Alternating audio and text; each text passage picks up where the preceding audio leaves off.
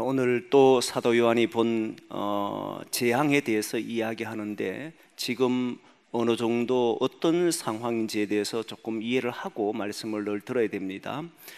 특별히 오늘 사도 요한이 본 것은 하나님의 마지막 재앙, 그죠? 마지막 재앙, 이 마지막 때 일어나는 재앙에 대한 이야기를 하는데 이것은 하나님의 재앙이다, 진노다, 그렇게 이야기했잖아요.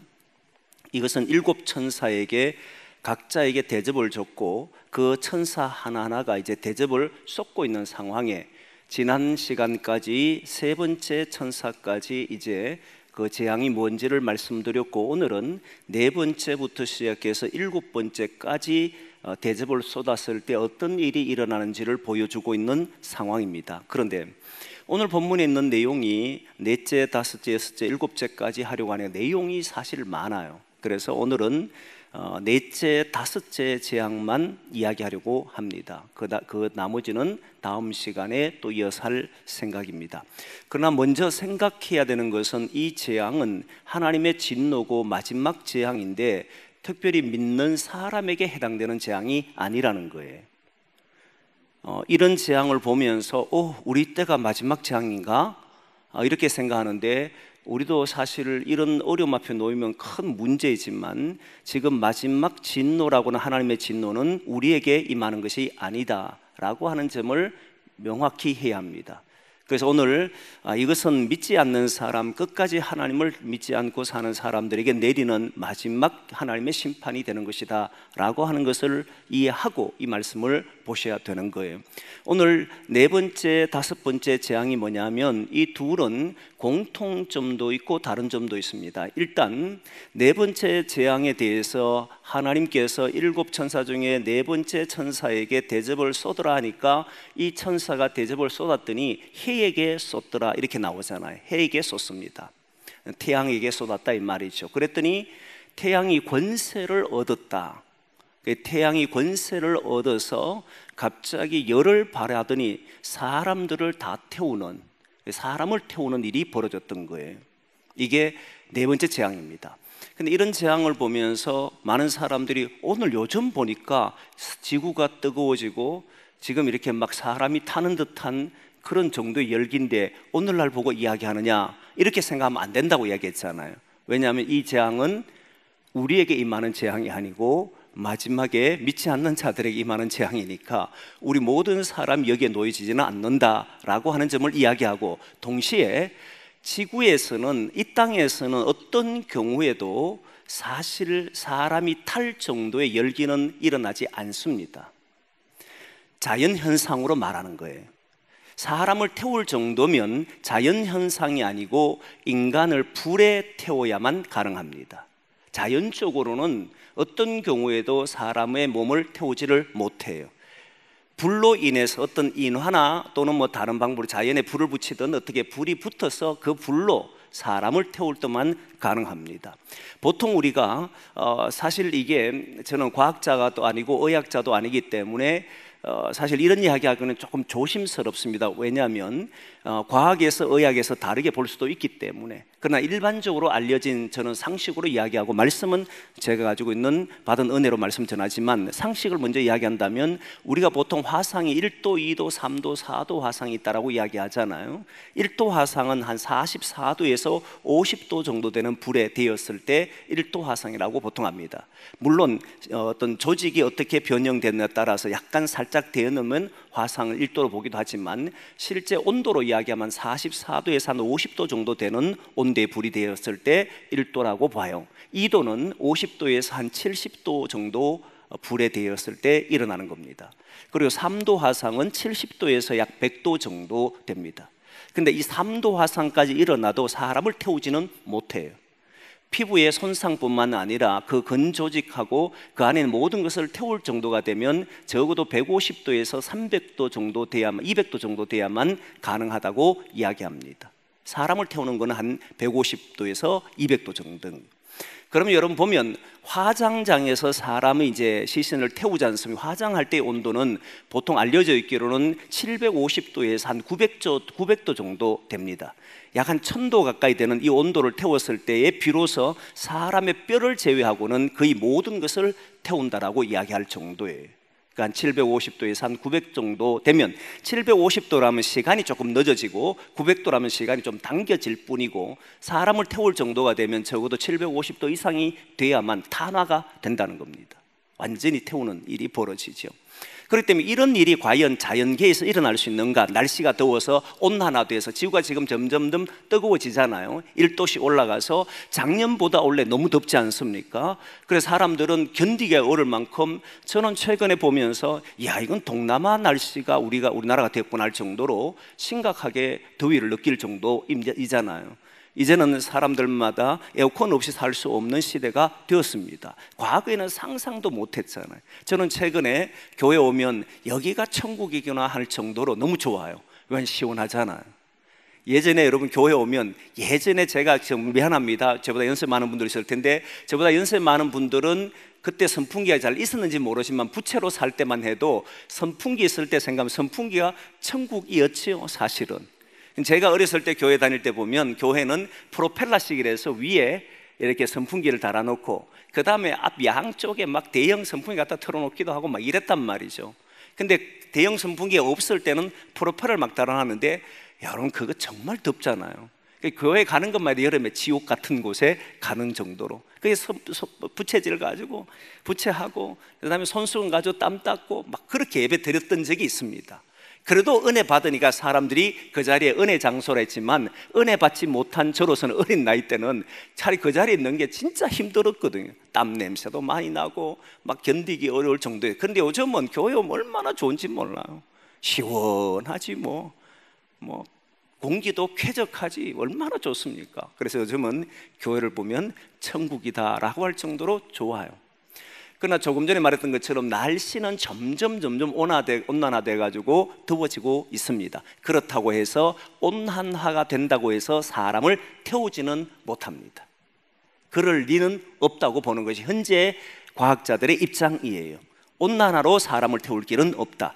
분명히 사람 몸에 사람을 태울 수 있는 어떤 요소, 예를 들면 불을 지펴서 그 사람을 태울 때는 몸에 그 화상 입을 정도가 아니라 사람을 완전히 태우는 정도가 되지만, 그 이외에는 거의 없다라고 보는 게 맞아요. 근데 오늘 본문은 그것도 아니에요. 오늘 본문에는 해가 이제 뜨거워지는데 그 해가 불을 내어가지고 사람을 태운다는 거예요. 해가 더워져서 뜨거워져서 사람을 태울 정도가 된다라고 하면 어느 정도냐면, 여러분 태양이 지금 표면 온도가 약 한 5,500도로 봅니다. 표면 온도를 5,500도로 보는데, 그 표면 온도가 변한 적이 거의 없어요. 100년마다 약간 주기가 있어서 약간씩 오르기도 하고 내리기도 하지만 거의 변한 적이 없다고 이야기합니다. 그래서 표면 온도가 바뀔 리는 거의 없습니다. 그런데 어느 정도가 되면 사람이 탈 정도가 되냐면, 거리가 가까워지든지, 태양과 우리의 거리가 가까워지든지, 아니면 태양의 표면 온도가 올라가야 합니다. 어느 정도 올라가야 되는지 한번 확인해 봤더니 9,900도 정도가 돼야 된다는 거예요.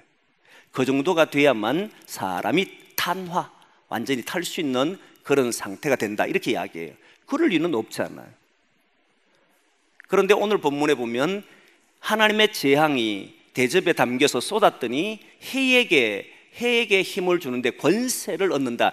해가 권세를 얻는다는 표현이 나옵니다. 해가 권세를 얻는다는 것은 스스로는 어떤 것도 태울 수 있는, 지금 지구상에 있는 것을 태울 수는 없지만, 해가 재앙이라고 하는 하나님이 주시는 권세를 입어버리면 이제부터는 본격적으로 사람을 태울 정도가 돼버린다, 이 말이에요.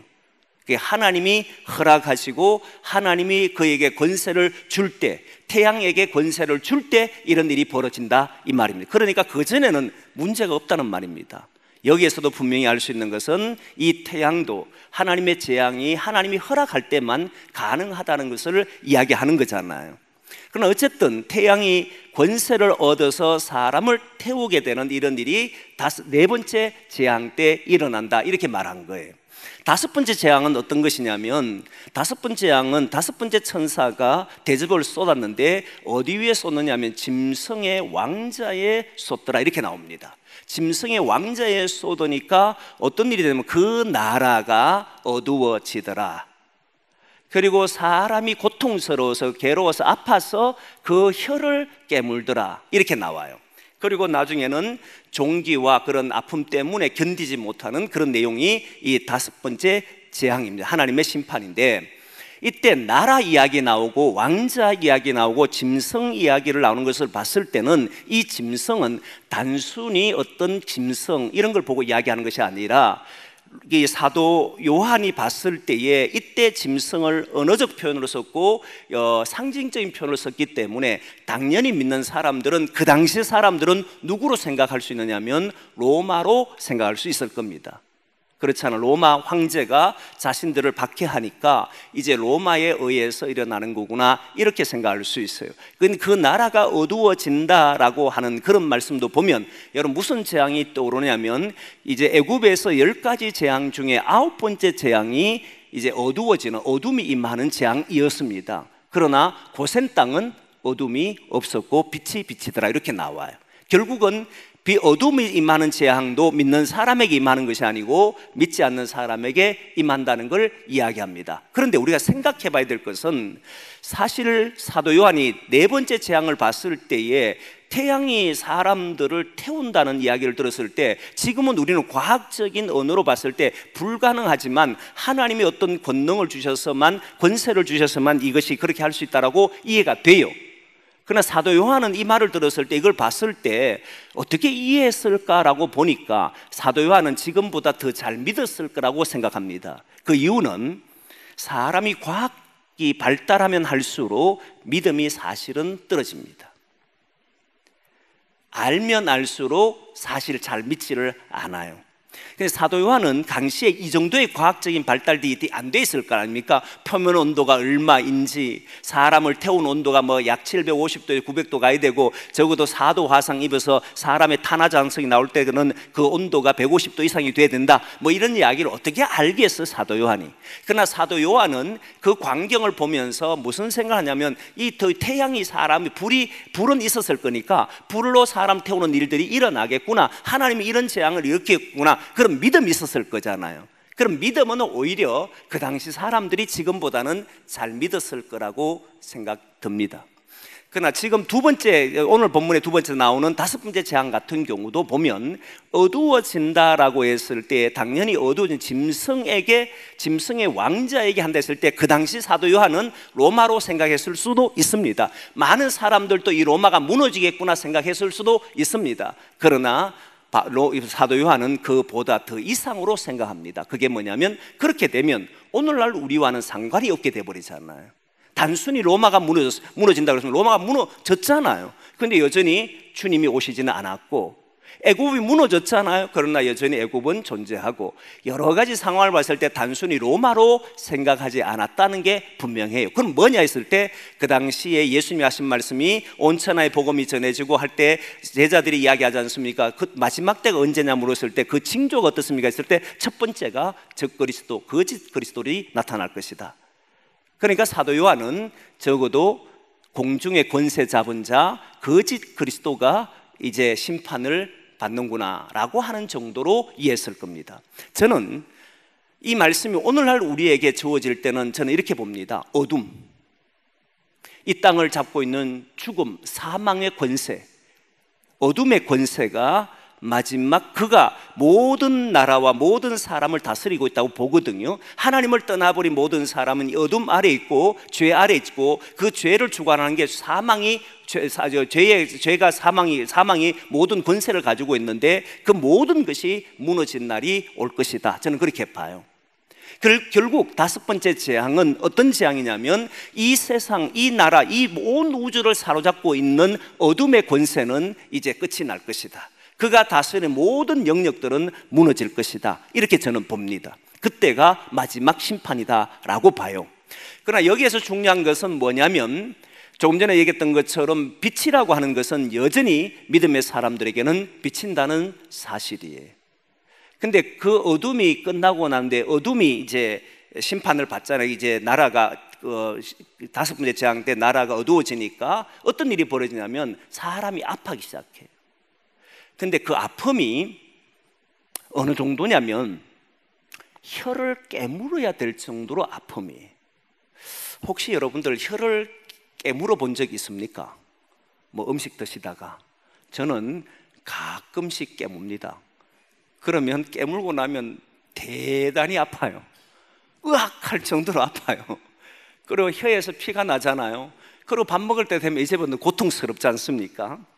그런데 오늘 본문에 깨물어라고 하는 이 단어가 어떤 단어냐면 계속 깨문다는 거예요. 한 번 깨물고 끝나는 게 아니고 계속 깨물어야 될 정도로 그런 세상이 된다는 거예요. 근데 여러분 이거는 밥 먹다가 깨무는 건데 이런 경우를 말하는 거예요. 이 말은 그 말이 아니고, 여러분 어떤 예전에 그 옛날 사람들은 화살을 이제 하고 나면 화살이 가슴에 박히면 빼야 되잖아요. 근데 그 당시에는 마취제가 없으니까 이걸 뺄 때 어떻게 합니까? 수건으로 입을 안에 넣고 혀를 못 깨무도록 그렇게 막자. 그 정도 고통스러워. 혀를 깨문다는 그런 말이에요. 너무 괴로우니까 이 혀를 깨무지 않고는 견딜 수 없는 아픔이다 이 말이에요. 그냥 못 빼고 혀를 깨물어야 된다. 그걸 계속 반복되는 그런 삶이 다섯 번째 재앙이다 이 말이. 그게 얼마나 고통스러운지를 이야기하는 거잖아요. 그러니까 다섯 번째 재앙은 인간에게 주어진 참을 수 없는 고통. 이제 로마만 사라지면 될 거라 생각했는데 로마의 권세를 잃어버리니까 이제 어둠만 사라지면 돼. 어둠만 사라지면 그런 고통들이 따른다는 그런 이야기잖아요. 자, 그런데 여기에서는 이게 중요한 것이 아니고 이런 일이 벌어지고 났는데도 불구하고 사도 요한을 보니까 이상한 일이 일어난 거예요. 그게 뭐냐면 반응인데, 네 번째 재앙을 맞은 사람들의 반응과 다섯 번째 재앙을 받은 반응인 사람들이 똑같은 반응을 보입니다. 어떤 반응을 보이냐면 세 가지인데 네 번째 재앙은 세 가지로, 그리고 두 번째 재앙은 두 가지로 이야기해요. 첫 번째 재앙은 하나님의 이름을 비방한다. 그 네 번째 재앙이 일어났을 때 해가 권세를 받아 사람을 태우는 이런 일이 벌어졌을 때 하나님의 이름을 비방한다. 이게 첫 번째예요. 두 번째는 회개하지 않는다. 그래도 회개하지 않는다. 그래서 오늘 본문의 제목이 그래도 회개하지 않는다. 이게 제목이에요. 그래도 회개 안 하는 거예요. 그리고 세 번째는 뭐라고 얘기했냐면, 우리 세 번째 나오는데 그 세 번째는 회개하지 않았을 뿐만 아니라 주께 영광을 돌리지 않더라. 세 가지입니다. 그런데 다섯 번째 재앙이 일어났을 때는 두 가지예요. 앞에 있는 두 가지, 하나님을 비방한다, 그리고 회개하지 않는다. 이 두 가지입니다. 여러분 이상하다 생각이 안 듭니까? 뭐냐면 사람이 갑자기 해가 뜨거워져서 사람이 타요. 주변에 사람이 막 타요. 그러면 일반적으로 보면 잘못했습니다 소리 하는 게 맞지 않나요? 사람이 막 타고 있으면 하나님의 이름을 비방한다? 이상하지 않나요? 돌았을 것 같은데 안 돌았어요. 옛날에 사람들이 인간이 감당할 수 없는 자연적 재앙이 일어났을 때, 한 마을에 어떤 재앙이 일어나면 대부분의 사람들은 어떻게 보느냐면 신의 노여움이다라고 생각했습니다. 단순히 어떤 인간이 살다 어려움 만나면 사람이 극복하지만 도저히 이해할 수 없는 일이 연속적으로 일어나면 사람들은 이건 인간에게 내린 신의 재앙이라고 보고 신을 달래기 위해서 행동합니다. 비방하지 않아요. 어떻게 우리를 지키시는 신이 이렇게 합니까? 비방하는 경우 없어요. 오히려 인신제사까지 드렸던 적이 있습니다. 인신제사라는 자기 아들과 딸을 드림으로써 신의 노염을 풀려고 하잖아요. 그러면 당연히 신의 이름을 비방하거나 하나님의 이름을 비방하거나 하나님을 비방하는 일이 일어나지 않아야 되는데 놀랍게도 일어났다는 거예요. 근데 더 놀라운 것은 이들이 하나님의 이름을 비방한다는 거예요. 하나님의 이름을 비방한다? 그러면 이들이 하나님을 알았단 말인가? 알았단 말이잖아요. 하나님을 모르면 신이라고 했을 텐데 하나님의 이름을 비방하고 하나님을 비방한다는 것을 알았다는 말. 그럼 이들은 도대체 누구인가라고 하는 것이 의문이 들잖아요. 이들은 앞에 부분에 나오는 것처럼 짐승의 표를 받아라 했을 때 받았던 사람들입니다. 분명히 짐승의 표를 받았던 사람이잖아요. 그런데 거기에 이들은 하나님의 사람으로 살 건지 하나님을 알만한 것을 그들이 보였고, 그리고 마지막 제자들이 예수님에게 마지막 때 어떤 일이 일어납니까? 쭉 많은 이야기합니다. 나라와 나라끼리 싸우기도 하고 분쟁도 있고 사람들이 팔기도 하고 막 이런다, 배반도 한다, 이런 이야기인데 마지막은 그게 마지막이 아니다. 마지막은 온 천하에 복음이 전해지고 나면 그게 마지막이다, 이런 이야기 했거든요. 이 말은 뭐냐면 모든 사람이 하나님을 알게 됩니다. 그러나 하나님을 알게 되는데 하나님을 따르지 않는 사람들이었단 말입니다. 스스로 자신들은 하나님 믿지 않겠고 나는 내대로 살겠다라는 사람들이 이들이었다는 겁니다. 하나님 믿겠다는 사람은 이런 재앙이 없고, 하나님을 알려줬음에도 불구하고 하나님을 따르지 않는 사람들에게는 이런 재앙이 일어난다, 이 말입니다. 그런데 그러면 당연히 하나님의 이름을 들었던 사람이라면 갑자기 옆에서 죽음이 일어나고 이러면 하나님을 비방하는 것이 아니고 하나님 앞에 잘못했다고 회개하는 사람이 돼야 되잖아요. 그런데 이들은 회개하지를 않고 하나님의 이름을 비방한다 그랬습니다.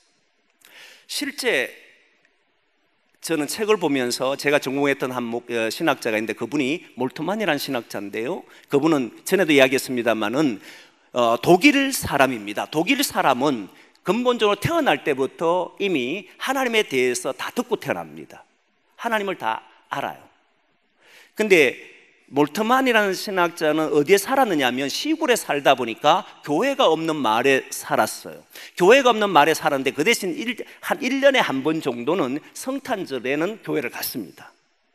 성탄절에 교회 가서 예배를 드렸어요. 부모님 따라 갔습니다. 먹을 게 주니까. 하나님을 알아요. 들었지.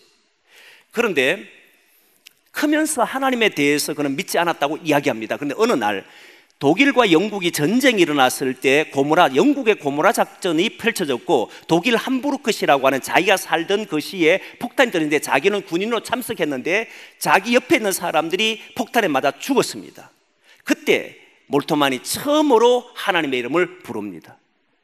하나님이 계시다면 어떻게 이런 일이 일어날 수 있습니까? 하나님이 계시다면, 이렇게 이야기했어요.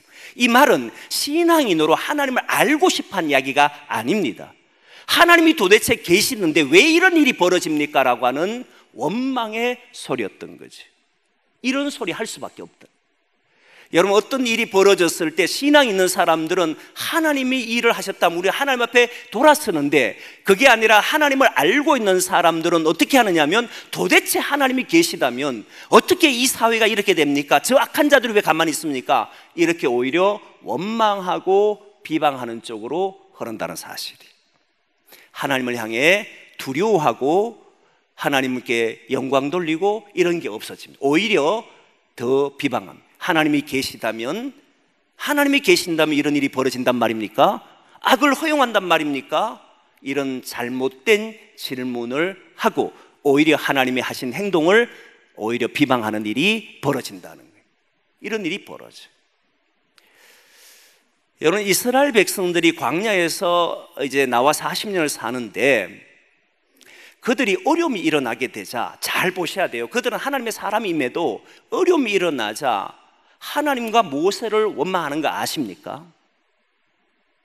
어려움이 일어나면 주여 우리를 인도하실 줄 믿습니다. 그리고 인도하신 줄 믿기 때문에 나는 오늘도 그 길을 걷겠습니다. 이게 신앙인들의 태도잖아요.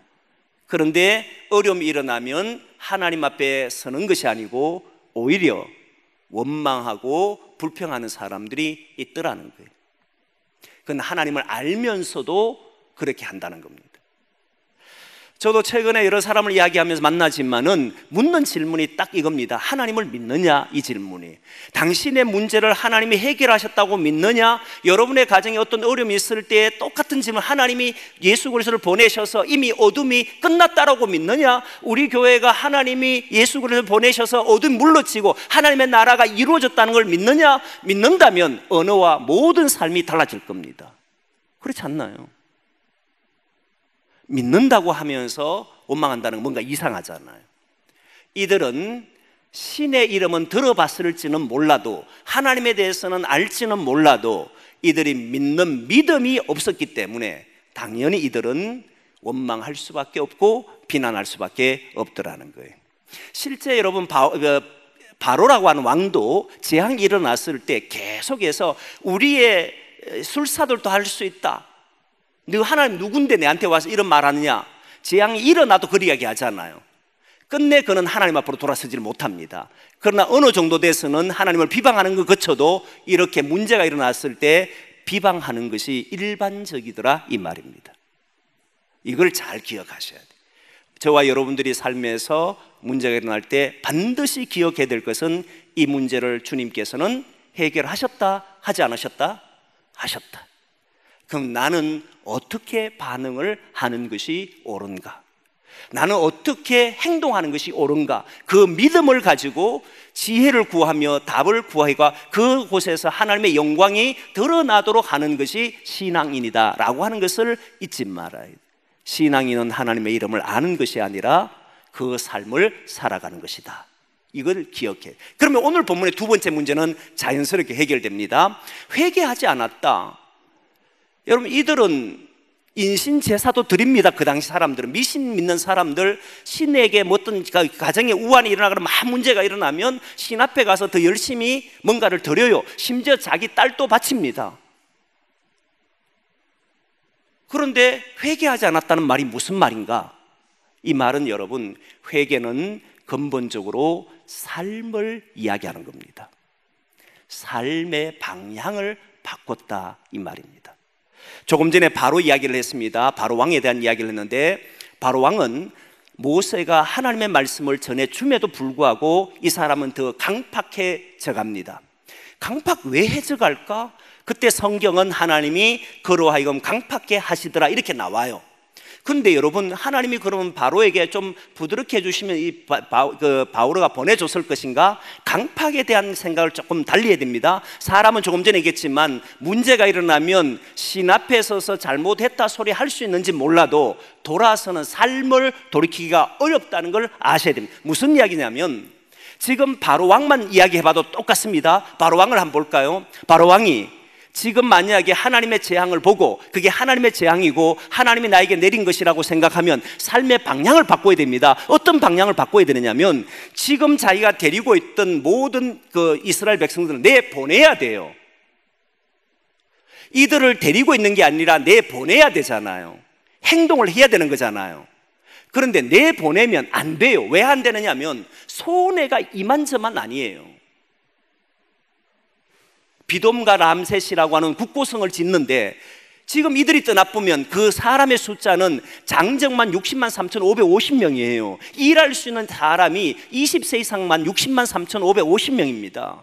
그 사람이 떠난다? 그럼 누가 그 일을 대체할 겁니까? 그러니까 내가 손해를 보더라도 이 사람 내보내야 되는데 사람들이 그런 손해보고 내보내기가 어렵다 이 말입니다. 여러분 잘 아는 대로 그라사 귀신에 들렸던 사람, 그가 귀신 들린 것 때문에 사람들이 쇠사슬에 묶어놓기도 했어요. 이 말은 이 사람이 그런 잘못된 행동을 못하도록 동네 사람이 도운 것처럼 보이잖아요. 근데 예수님 만나서 그라사 귀신이 2,000마리 될 때 들어가서 그가 될 때가 죽었잖아요. 그런데 동네 사람이 자기 친구일 수도 있고 자기 선배일 수도 있고 후배일 수도 있고 이웃일 수도 있겠고 가족일 수도 있잖아요. 그런데 이 사람들은 예수님을 모두 떠나라고 이야기합니다. 그 동네 사람들이. 왜 떠나라고 하겠습니까? 다른 것으로 설명할 수가 없어요. 딱 하나의 설명은 돼지떼 2,000마리밖에 없습니다. 자기 재산에 손해가 됐거든요. 예수가 오므로 이 친구는 살려준 거 고마워요.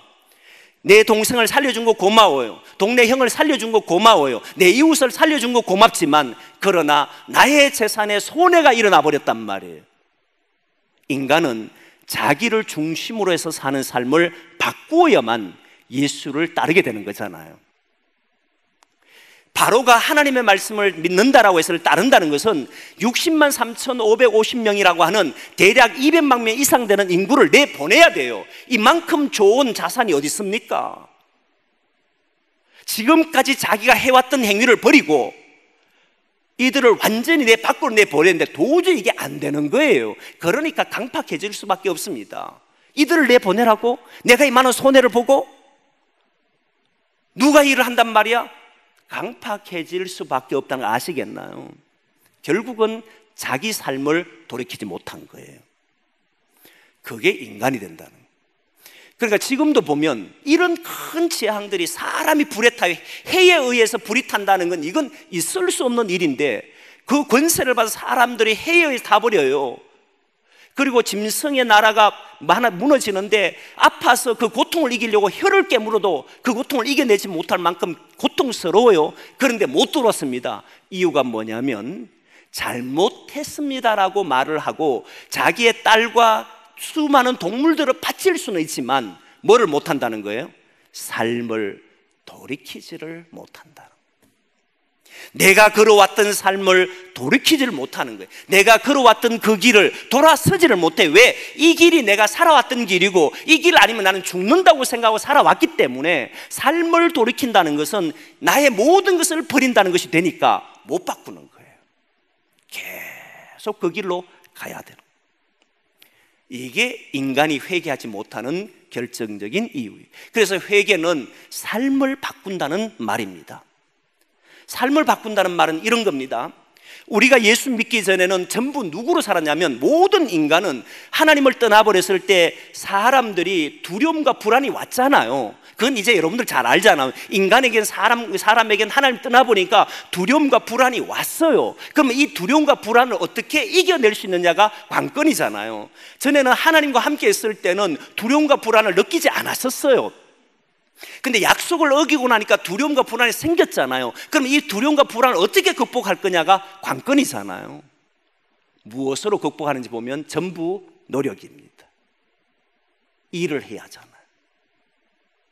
일함으로써 두려움과 불안을 이겨내잖아요. 그게 하나님이 인간에 내린 심판이잖아요. 수고하지 않으면 아무것도 먹을 수 없다고. 모든 인간은 수고를 통해서 불안을 극복하는 거예요.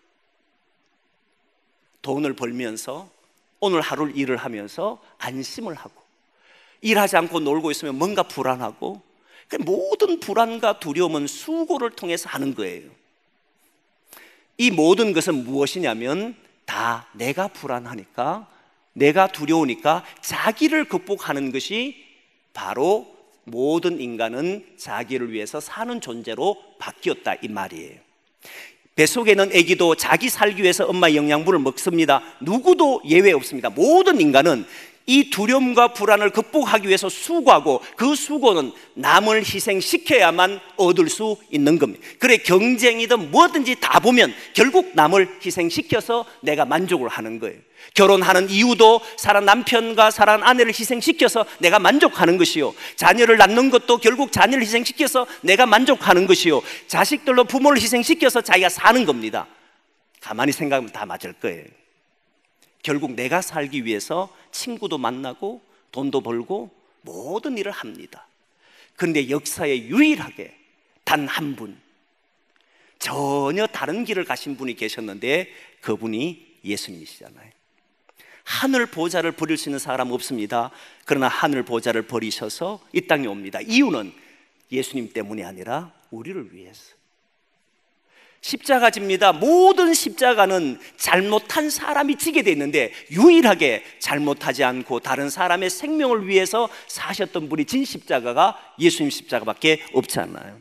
그때 어떤 일이 벌어지냐 봤더니 다른 사람도 살고 결국 예수님도 구원을 받더라, 부활을 하더라, 이 말이잖아요. 결국 구원의 길이 뭐냐 했을 때, 자기를 위해 사는 곳이 되면 그곳은 교회든 가정이든 상관없습니다. 자기를 위해서 말을 하고 자기를 위해 행동하는 모든 곳은 결국은 돌아서지 않는 인간의 시간으로 살아가는 삶이다. 그 신앙인이라고 하는 것은 타인의 생명을 위해서 말하고 행동하는 삶이다. 이 길이 예수님의 길이고 예수님이 가르쳐준 도다, 이 말이잖아요. 그런 공동체가 됐을 때 하나님의 나라가 임한다, 이 말을 하는 거예요. 이거 여러분 사람이 돌이키겠습니까? 적어도 여러분은 신앙인인데 자기를 위해 살지 않고 타인을 위해 산다는 말 쉽게 할 수 있겠습니까? 어려울걸요. 그래도 우리 예수 믿었기 때문에 이 길을 가지만, 이들 믿지 않는 사람이 이제 네 욕심 버리고 살아라, 이게 안 되는 거예요. 그러면 여러분 보면 우리도 계속 이 두 가지 놓고 싸우는 거 압니까?